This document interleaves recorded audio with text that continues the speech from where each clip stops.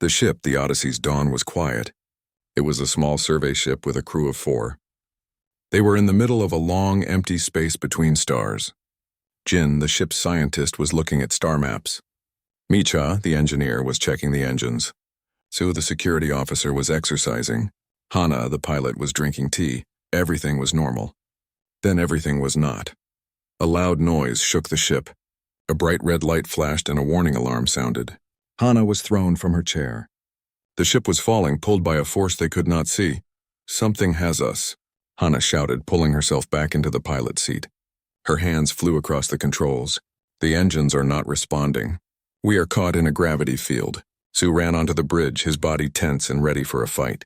"Is it pirates? Who is it?" "I do not know," Hana said, her voice tight with effort. "It is not a ship. It is some kind of trap." Jin and Micha arrived, holding onto the walls to stay upright. The ship shook violently. The lights went out and the emergency lights came on, casting a dim red glow. Then there was a final terrible jolt. A sound like tearing metal screamed through the ship. Then silence. The main power was dead. They looked out the front window. They were not in empty space anymore. They were inside a massive dark room. It was like a giant metal box. Strange glowing lines crossed the walls and floor. "What is this place?" Micha whispered. Before anyone could answer, a section of the wall hissed open. Figures walked in. They were tall, much taller than a human. They stood on 2 legs like birds. Their skin was covered in shiny green and blue scales. They had sharp beaks instead of mouths. Their eyes were black and did not seem to have any feeling in them. They wore dark armor and carried long, rifle-like weapons. One of them, with gold marks on its armor, stepped forward. It made a clicking, hissing sound. A device on its wrist glowed and a flat, computerized voice spoke. "Prey specimens are secured. Prepare for collection." Su moved to stand in front of the others, his hands raised. "We are explorers. We mean you no harm." The creature ignored him. It raised its weapon. There was a bright flash of blue light. A wave of energy hit the 4 humans. It felt like every muscle in their bodies locked up at once. They fell to the floor, unable to move. They could not speak. They could only watch. The creatures moved quickly. They grabbed the humans by their arms. Their grip was strong and cold. They dragged them out of the broken Odyssey's Dawn and across the smooth, cold floor of the giant room. They were taken to a different part of the ship. The creatures pushed them into a small, empty room. The door closed behind them with a solid clang. The feeling in their bodies slowly returned. They could move again. Jin was the first to stand. He helped Micha up. Su was already at the door, feeling for a handle or a control panel. There was none. The walls were smooth and hard. "Where are we?" Hana asked, her voice shaky. "I do not know," Jin said. He was looking at the walls. "The technology is advanced, but it feels brutal, not made for comfort." Suddenly, one wall of their room vanished. It did not open. It just became see-through like clear glass. On the other side stood 3 of the scaled creatures. The one with the gold marks was in the middle. It looked at them with its cold black eyes. It spoke, and the wrist device translated, "You are a new species. You are weak. You have no claws. You have no strong teeth. Your skin is soft. You are slow." It tilted its head. "You are perfect prey." Su stepped up to the clear wall. "We are not your prey. We are a peaceful people." The creature made a sound that might have been a laugh. It was a harsh, grating noise. "Peaceful? That is why you are prey. You will be released on the hunt world. You will run. You will hide. You will try to survive. The great hunt will then begin. The strongest of the Cathar will hunt you. Your deaths will bring them great honor." The words hung in the air. Micha felt a cold fear in her stomach. Hana put a hand on her arm. "You cannot do this," Jin said, his voice calm but firm. "We are thinking beings, like you." The Cathar leader leaned closer to the clear wall. "Thinking? Your thoughts are the thoughts of prey, fear, panic, despair. We will enjoy studying them." It raised a clawed hand. 2 other Cathar entered the cell. They were holding 4 metal collars. "Put these on them," the leader said. Su tried to fight. He was strong and fast, a trained soldier. But the Cathar were faster and stronger. One of them hit Su in the chest with the back of its hand. Su flew across the room and hit the wall, falling to the floor, gasping for air. The Cathar clamped the cold metal collars around each of their necks. The collars clicked shut and a small light on them glowed with a soft red pulse. "These are your markers," the leader said. They will tell us where you are. They will tell us how fast your heart beats. We will know when you are scared. We will know when you die. The Cathar then left. The wall became solid again. The humans were alone. For a long time no one spoke. The only sound was the soft rhythmic pulse of the collars. Beep, beep, beep. It was a sound that counted down to their deaths. Sue sat up, rubbing his chest. We need to find a way out of these collars. Micha was already feeling her own collar. It was smooth and seamless. There is no lock. It is on for good, I think. But maybe I can stop the signal, if I had tools. Hana hugged her knees to her chest. They are going to drop us on a planet and hunt us for fun. How do we fight that?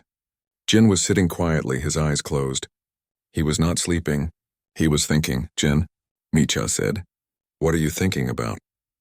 Jin opened his eyes. I am thinking about what it said. The thoughts of prey, fear, panic, despair. So, Sue said, standing up, we are not prey. Exactly, Jin said, and for the first time there was a hard edge in his voice.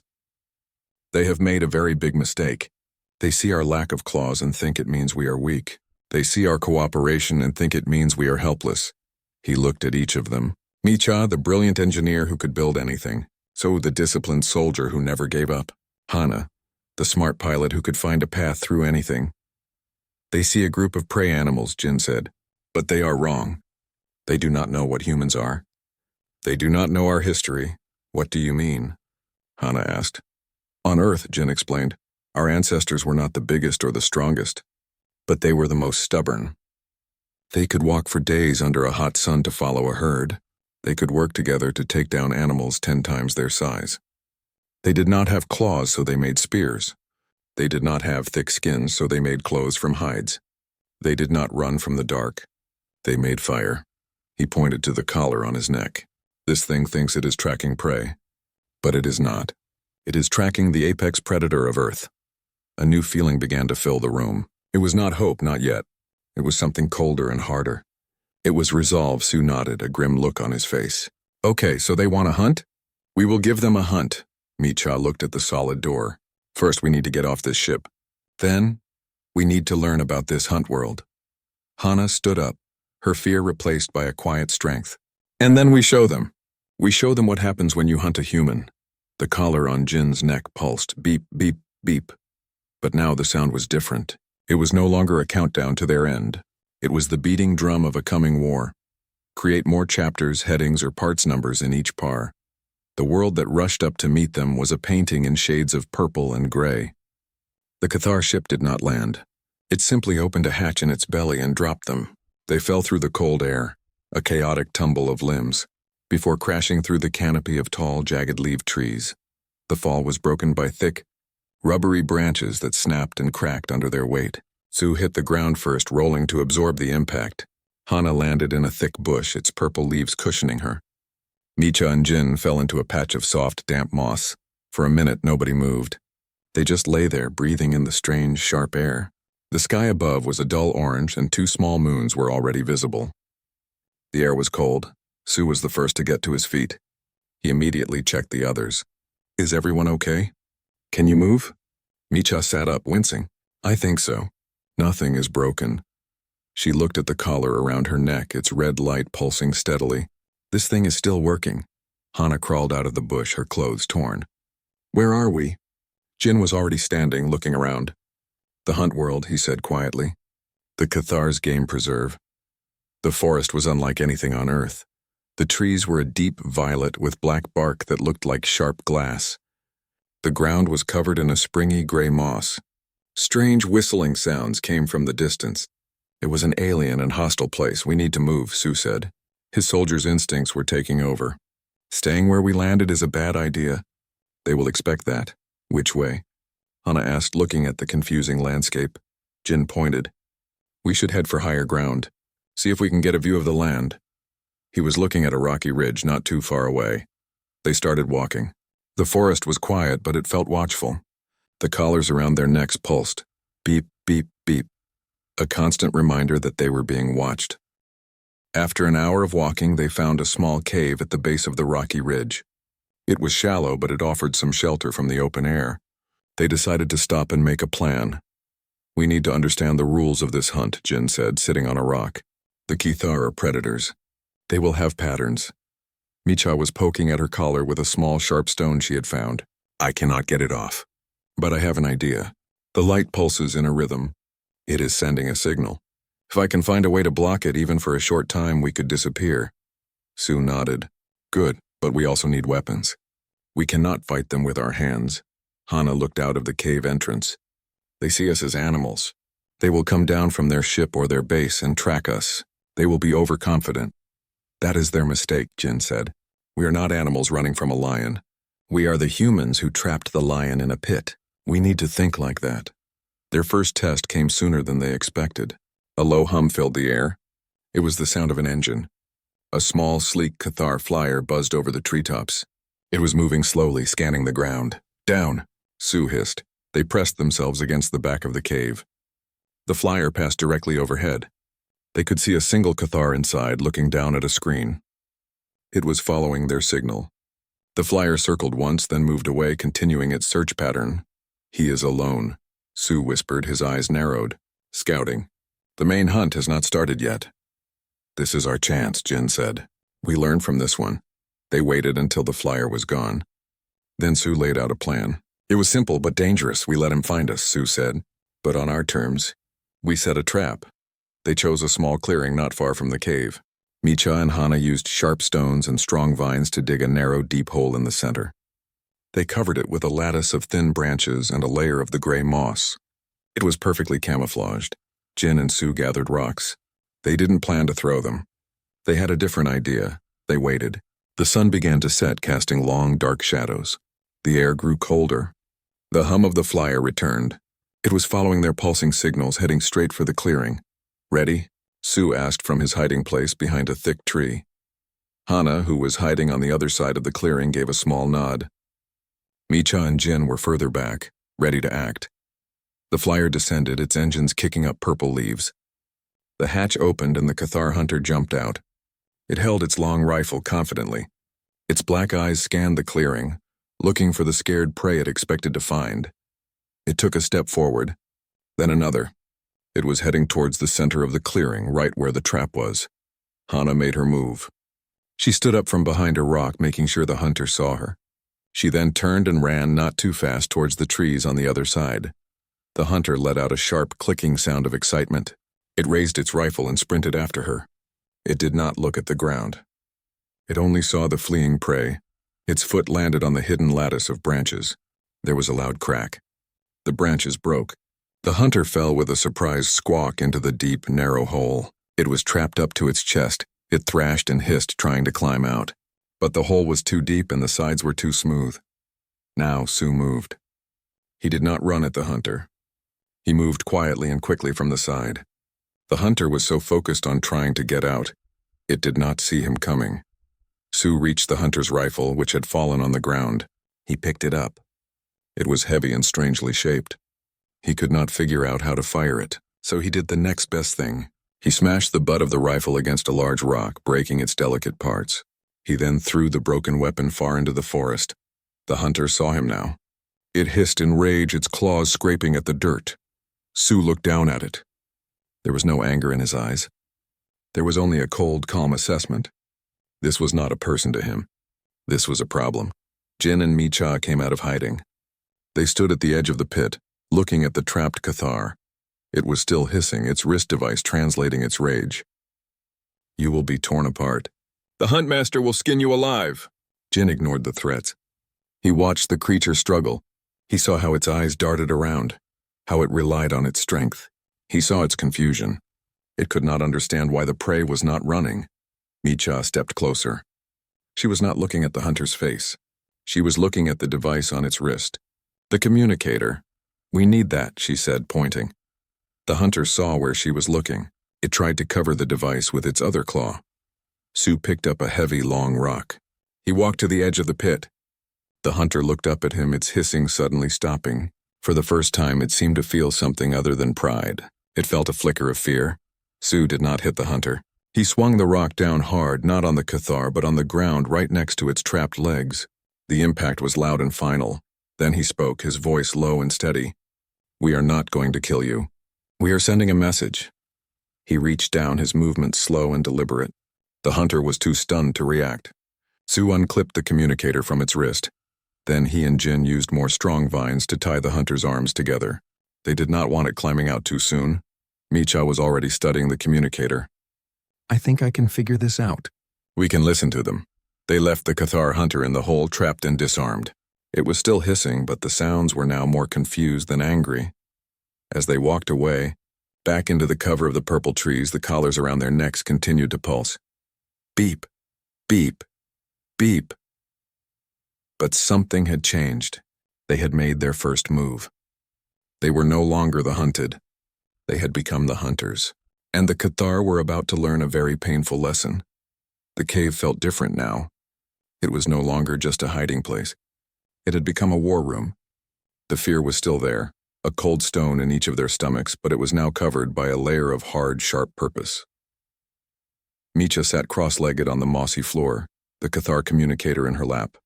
Her fingers, clever and steady, traced the strange symbols on its surface. It was made of a smooth dark metal with a small screen that glowed with soft green light. "The language is a problem," she muttered. "But the technology, the principles are the same. Power source, signal sender, receiver." Jin watched her work. "Can you make it talk to us?" "I think so," Micha said. "It is not meant to be secret. They are too proud for that." She found a small port and used a sharp, thin sliver of stone to press a hidden button. The screen flickered, and the guttural Cathar language filled the small cave. Hana flinched at the sound. "It is them." "Shh," Micha said, concentrating. "I need to learn the pattern." She listened, her eyes closed. The voices spoke in short, sharp bursts. She heard a word repeated often. "Pray." She heard another word. "Hunt." She pointed at the screen when a third word was said. "That one. I think that means failure or lost. They are talking about the hunter we trapped." Sue stood guard at the cave entrance, his body tense. "They will be angry. They will come for us with more force." "Then we must be ready," Jin said. He looked at Micha. "Can you stop our collars from working?" Micha shook her head, not looking up from the device. "Not stop, not yet.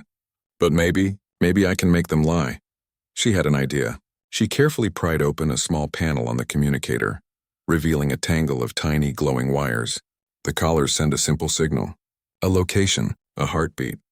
If I can make the communicator send a fake signal, a copy of our signal from somewhere else. It was a dangerous and difficult task. But Micha was the best engineer on the Odyssey's dawn. She worked for hours, her face a mask of concentration. The others watched in silence, giving her space. The only sounds were the alien whistles from the forest and the soft, frustrating clicks from the communicator. Finally, she let out a slow breath. I think I have it." She had connected 2 wires from the communicator to her own collar, using a sticky sap from a tree as glue. The red light on her collar flickered. "The signal is confused now. It is sending my heartbeat from here, and also a copy of my heartbeat from a place far away near where we first landed." It was a small victory, but it felt huge. It was the first time they had fought back with technology, not just strength. The communicator suddenly crackled to life with a new, more urgent voice. It was deeper, full of authority. "The Huntmaster, the prey is clever. They have tricked one of our young hunters. This is no longer a simple hunt. This is a challenge. 3 hunt packs will descend at dawn. We will crush this insolence," the message ended. The cave was very quiet. "Dawn," Sue said. "That does not give us much time." "We cannot fight 3 groups, Hana said, her voice tight. "They have weapons. We have rocks," Jin had been thinking. He remembered something the first Cathar had said. He looked out at the darkening sky. The wind was picking up, howling through the sharp branches of the purple trees. "Micha," Jin said, "you said their technology is based on sight and sound. What about smell?" "Smell?" Micha looked puzzled. "I do not think so. Their noses are very small. Why?" "Look," Jin said, pointing outside. The gray moss on the ground was starting to lift and swirl. A fine red dust began to blow through the air. A dust storm. A big one. As night fell, the storm grew. Soon it was all they could hear, a roaring, screaming wind that shook the cave. The world outside vanished behind a thick, moving wall of red dust. You could not see your hand in front of your face. The sound was a constant, deafening roar. "This is bad." Hana shouted over the noise. "We cannot see them coming." "No," Jin shouted back, a strange light in his eyes. "They cannot see us. They cannot hear us. Their flyers will be grounded. Their motion trackers will be useless. All their technology is blind." He looked at each of them. "The storm is not our enemy. It is our weapon. This is when we hunt." Su understood immediately. A grim smile touched his lips. "In the noise in the dark, where they are lost. This is where we are at home." They waited for the deepest part of the night when the storm was at its worst. They tied themselves together with a long vine so they would not get lost. Then they left the safety of the cave and stepped out into the screaming red hell. It was like being on another planet. The wind tried to knock them off their feet. The dust stung their eyes and filled their mouths with a gritty metallic taste. They could see nothing, but they had a plan. They moved slowly, carefully, using the cave as their starting point. They were heading for a place they had seen from the ridge earlier, a narrow, rocky path where the Cathar would have to walk in single file. They found the path. It was exactly as they had hoped. Steep walls on both sides, a perfect place for an ambush. They did not have to wait long. Through the raging storm, they saw the faint bobbing glow of Cathar helmet lights. A hunt pack was moving down the path, their forms just dark shapes in the red gloom. They were moving slowly, clumsily. They were not built for this. They relied on their eyes and their machines, and now both were useless. The humans became shadows. They did not attack. They did not make a sound. Su and Jin moved to the top of the rocky walls on either side of the path. They had gathered piles of loose, heavy stones. The hunt pack walked right below them. The Cathar were nervous. They held their rifles tightly, shining their lights into the blinding dust. They never once looked up. Su gave a silent signal. He and Jin began to push, not just small rocks, but large, heavy boulders. They strained, their muscles cracking with the effort. The first boulder fell with a crash that was swallowed by the storm. It landed right in the middle of the path behind the Cathar. They turned, confused. Then another rock fell in front of them. They were trapped. Panic set in. The Cathar started clicking and hissing, their voices lost in the wind. They fired their rifles into the dust, the blue energy bolts disappearing uselessly. The humans did not show themselves. They did not fight. They just pushed more rocks. A small avalanche of stone and dirt tumbled down the walls, pinning one of the Cathar by its leg. It screamed, a high-pitched sound of pain and fear. The others tried to help it, but more rocks fell, forcing them back. They were disoriented, scared, and hurt. Their advanced weapons were worthless. Their pride was shattered. The humans watched from above, silent and unseen. They did not finish the Cathar off. They did not need to. They had achieved their goal. They had broken the hunt pack without a direct fight. They had used the world itself as their weapon. As the storm began to calm just before dawn, the humans slipped away. They left the Cathar stranded on the path, one injured, all of them terrified and humiliated. Back in their cave, as the red dust settled, the communicator was buzzing with frantic, angry voices. The huntmaster was roaring. The other hunt packs were reporting confusion and failure. The humans listened, their own collars pulsing softly on their necks. Beep, beep, beep. But the sound no longer meant they were being tracked. It was a sound of defiance. They had turned the Cathar's own game against them. They had proved that on a dark and stormy night, the true predator was not the one with the sharpest claws, but the one who was not afraid of the dark. The mood in the cave was different. It was no longer a place of fear, but a place of quiet confidence. The frantic voices from the Cathar communicator were like music to them. The hunters were scared. The prey had become the monster in the dark. Micha listened to the reports, a small smile on her face. They are calling us ghosts. They say the storm hit us. They do not understand what happened. Su sharpened a long, straight piece of the black tree branch with a sharp stone. He was making a spear. It was crude, but the point was very sharp. They will understand soon. They will stop hunting in the open. They will go back to their base to regroup. Jin nodded. Their pride is wounded. The huntmaster will not let this stand. He will want to end this himself in a place he controls. He looked at the communicator. Can you find where their signals are strongest? Can you find their den?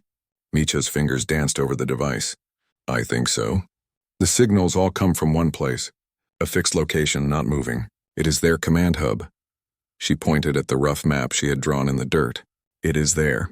In those mountains. It is the only place with a powerful constant energy reading. Hana looked at the map. The mountains were far away. How do we get there? It is a long walk. They will see us coming. We do not walk, So said. He looked at the broken Cathar rifle parts they had gathered. We take their own vehicle. The one from the hunt pack we trapped in the storm. They left it behind when they ran. The idea was bold, almost crazy, but it was their best chance. They found the vehicle where the Cathar had abandoned it, a low, six-wheeled transport with an open top. It was scratched and dusty from the storm, but it looked functional. Micha spent the next few hours studying it. The controls were strange, made for Cathar claws, but the principles were simple enough. A power source, a motor, steering. She managed to get the engine to hum to life. It was a quiet electric sound. They will be tracking this vehicle, Jin warned. They will see it moving. Let them, Sue said, his voice hard. Let them see their own car driving towards their base. Let them wonder which of their hunters is returning. It will cause confusion. They drove through the alien landscape, keeping to the cover of the purple forests when they could. The vehicle was fast and smooth. It felt strange to be moving so quickly, with the wind in their hair after days of hiding and crawling on the ground. As they got closer to the mountains, they saw the Cathar base. It was a cluster of low, domed buildings built into the side of a cliff. It was heavily guarded. A shimmering energy field surrounded the main entrance. Cathar patrols walked the perimeter. We cannot go in the front door, Hana said, stating the obvious.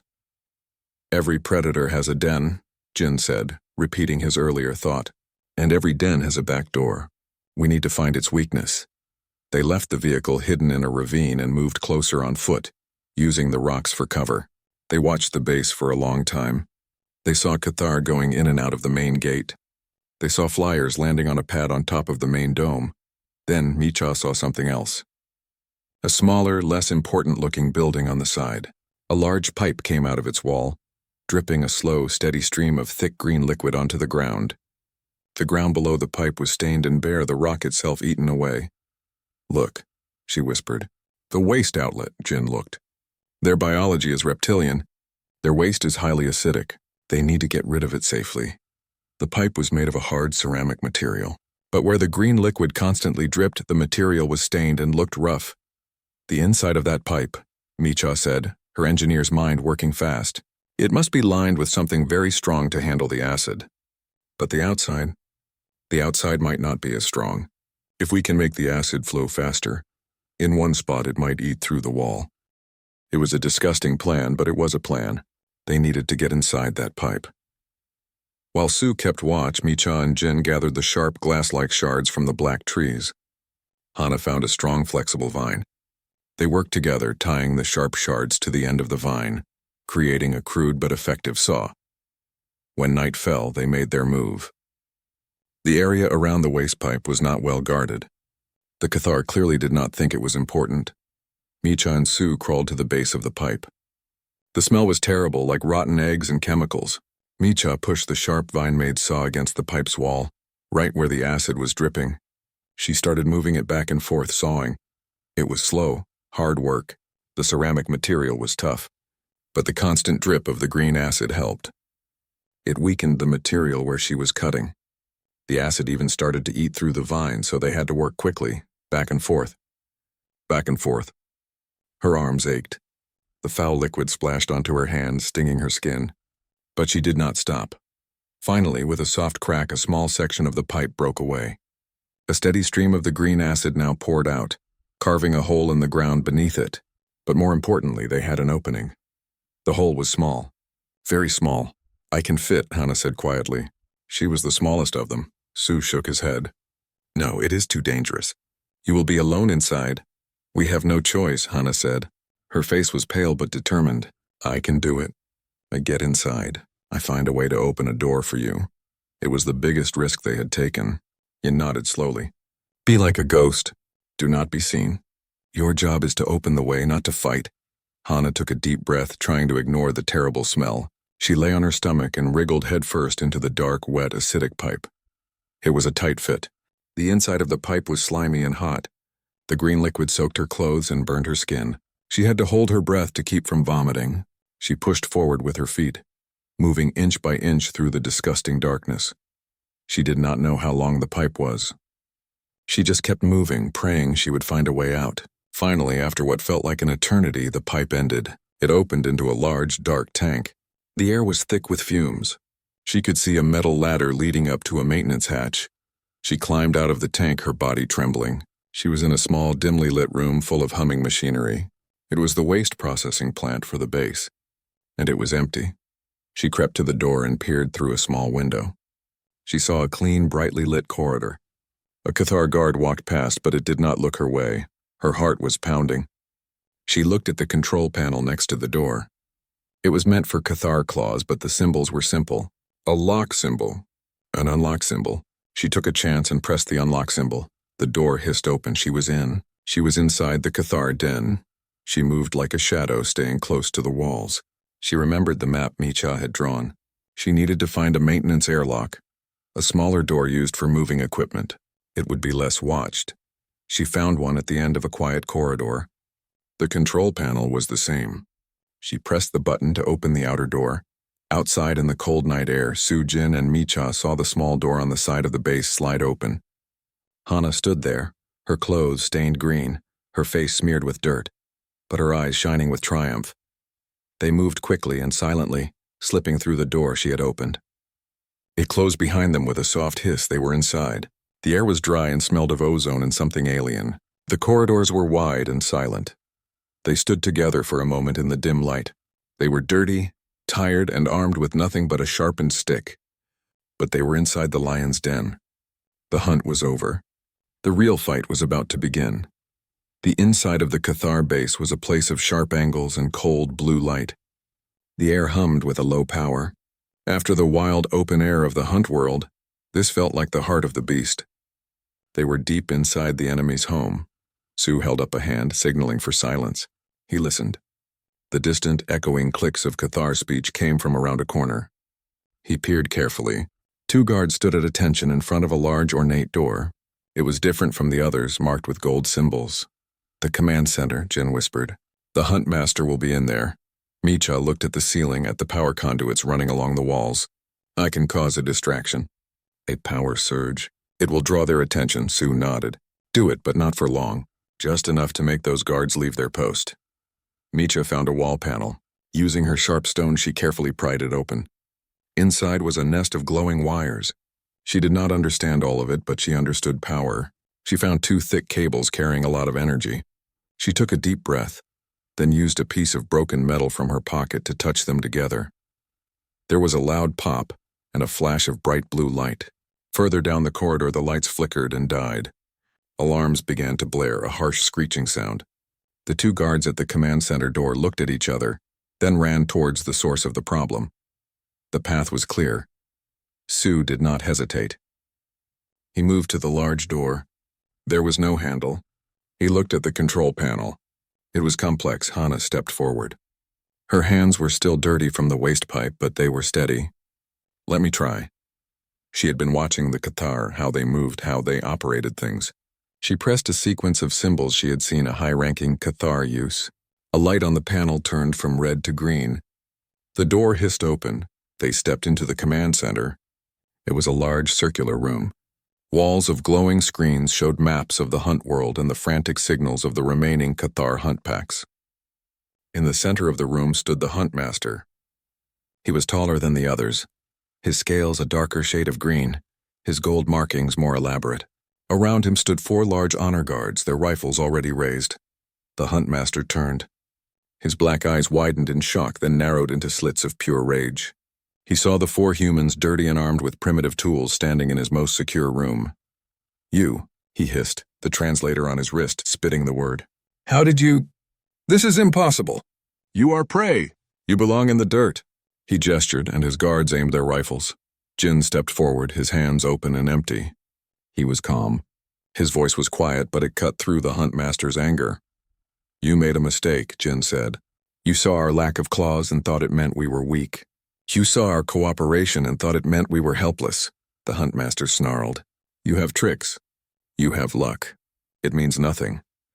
You are wrong, Jin continued, his eyes locked on the hunt master's. Our ancestors did not have claws. So they made spears. They did not have thick skins. So they made clothes from hides. They did not run from the dark.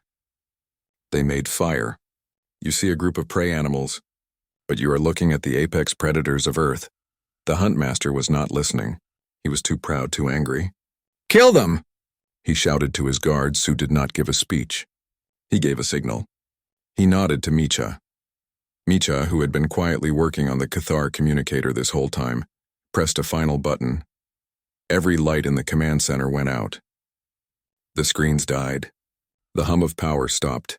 The room was plunged into a blackness so complete it felt solid. It was the dark of a cave, the dark of a deep forest night. For the Cathar, who relied on their sharp eyes, it was a blindness that caused instant panic. The humans did not panic. They had planned for this. When the lights came back on 3 seconds later, the room had changed. The humans were no longer by the door. They had moved. Sue was now behind one of the honor guards. He used his sharpened spear not to kill but to slash the back of the guard's knees. The guard screamed and fell. Jin and Hana worked together, using strong vines to trip another guard and bind his arms. Micha threw a container of sticky sap she had collected into the face of a third, blinding him. They moved not like soldiers but like a pack. They were fast, quiet, and efficient. They did not try to win a fight with energy weapons. They made it so their enemies could not fight at all. In mere seconds, the 4 honor guards were on the floor, disarmed and disabled. The Huntmaster stood alone. He raised his own rifle, his hands shaking with a mix of rage and something new, something he had never felt before. Fear. Sue walked towards him. He did not run. He walked slowly, his eyes never leaving the Huntmaster's. He held no weapon. The Huntmaster fired. A blue bolt of energy shot towards Sue. Sue had already predicted it. He dropped to the floor, rolled, and came back to his feet without breaking his stride. The bolt hit the wall behind him. The Huntmaster fired again and again. Sue kept walking, dodging and weaving with a calm, easy grace. He was showing the Huntmaster what true hunting was. It was not about the power of your weapon. It was about patience and timing and knowing your enemy. The Huntmaster's rifle clicked empty. He was out of energy. Sue was now right in front of him. The Huntmaster was taller and heavier, but he seemed small now. He was trembling. Sue did not hit him. He reached out and with a slow, deliberate movement took the empty rifle from the Huntmaster's shaking claws. He placed it on the floor, then Sue leaned close. His mouth was near the Huntmaster's audio receptor. His voice was a low, cold whisper that promised not rage but absolute finality. "You named us prey," Sue whispered. "You looked at us and saw a thing to be hunted. We look at you and see a problem to be solved. Remember this lesson. We are the apex, and we are merciful." They did not kill him. They left the Huntmaster standing there in the middle of his command center, surrounded by his defeated guards. They took his main ship, the one that had brought them to this world. As the ship lifted off, leaving the base behind, Micha sent one last message. She broadcasted it on all Cathar channels to their homeworld and all their ships. The message contained all the data from the command center. It showed the Cathar's own military secrets, their tactics, their technology, and next to each one a human analysis showed its weakness, how to break their weapons, how to confuse their trackers, how to beat them. The message ended with 2 words in the Cathar language, clear and simple. Never again. The humans sat in the quiet of the ship. The pulsing collars were still around their necks, but the lights were dark. They had won. They were going home. They had not just survived the hunt. They had ended it forever. They had shown the galaxy that humanity was not prey. They were the hunters who had walked into the lion's den and taught the lion the meaning of fear.